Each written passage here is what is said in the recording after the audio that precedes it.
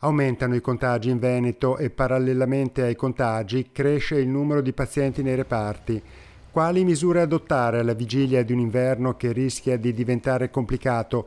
Il direttore della fisiopatologia respiratoria dell'ospedale di Padova in quest'ultimo mese ha visto ricoverare 65 pazienti inquadrabili in due categorie. Pazienti giovani e non vaccinati e in alcuni casi purtroppo anche pazienti anziani vaccinati. Non voglio dare un messaggio sbagliato, il vaccino è estremamente utile, è fondamentale. Purtroppo esistono dei pazienti che nonostante il vaccino, soprattutto per comorbidità, continuano ad essere a rischio di malattia. Importante dunque continuare a mantenere le misure di prevenzione nonostante i risultati conseguiti dalla campagna vaccinale, perché un calo di attenzione può favorire la diffusione del contagio. Essere vaccinati non significa avere un lasciapassare di sicurezza.